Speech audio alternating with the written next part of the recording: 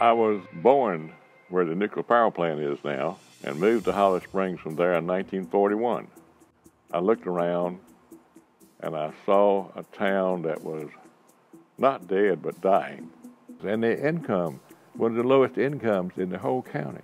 Two guys came to me and asked me to run for mayor, so I did. Paid my $5 and got elected, and I said to myself, now what do you do? Understand that you can't do anything unless you get the people behind you. And the people in this town want to change. When I came here, people wouldn't tell you they lived here. They said they lived between the Apex and Fuquay. They wouldn't tell you they lived in Holly Springs. And, you know, I said, we got to make it where people can be proud to live here. I knew Holly Springs would never grow without water, without sewer. We got a grant, I think, for $1,650,000 to build the first sewer plant here. The real thing that really got us kicked off was building a golf course. I knew it was a win-win for the town, and I knew it was an important part of any town development was the Chamber of Commerce.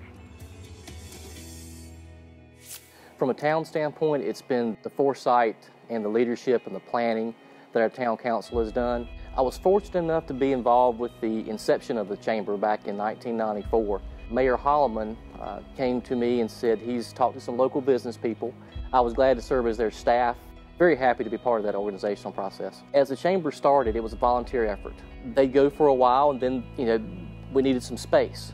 The chamber was housed in town hall, and then you needed staff. Well, that was a challenge. How do we afford staff? Well, again, the town was there for us. The joke back then in the early days of the chamber was, you know, we were always one rainy day away from the chamber closing its doors.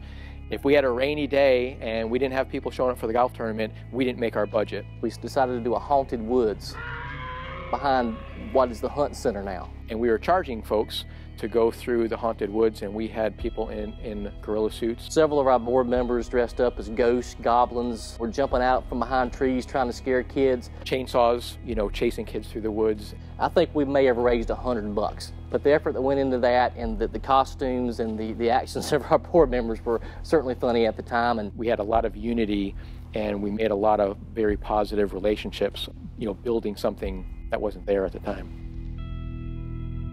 I've always had the same motto: if it's good for the kids, it's good for Holly Springs. So I think being now recognized as the best place to raise kids in North Carolina, plus the quality of the schools, quality of the education in our area, people want to live here because they like it here. It's one of the fastest growing towns in North Carolina. And so far, I think it's worked out pretty good because the businesses, as you well know, have been coming on a pretty regular basis. And you're going to see a lot of change. You're going to see a lot more commercial.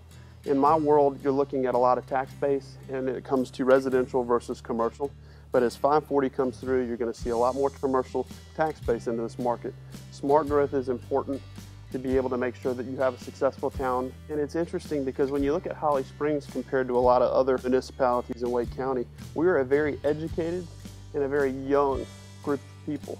And when you're talking to businesses on who they want to be around, they want to be near young, educated families. So this is a great place for new businesses to start because their employees live here already. If you're a new business, especially coming to town, providing a service that's not there, everyone is so welcoming. You'll see at every one of our events 2 or 3 council members that are available to discuss and talk with. People know your names and your faces.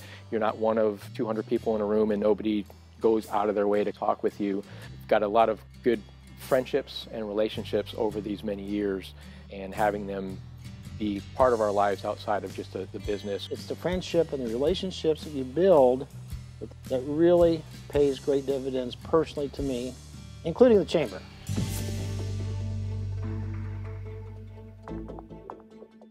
I can't even imagine what it's going to look like in 20 years from now. And it's great to see the chamber grow, and I'm sure the services and benefits that you'll offer the members will be something that we can't envision now, but it's going to be a very successful organization going forward. I wish you the best of luck.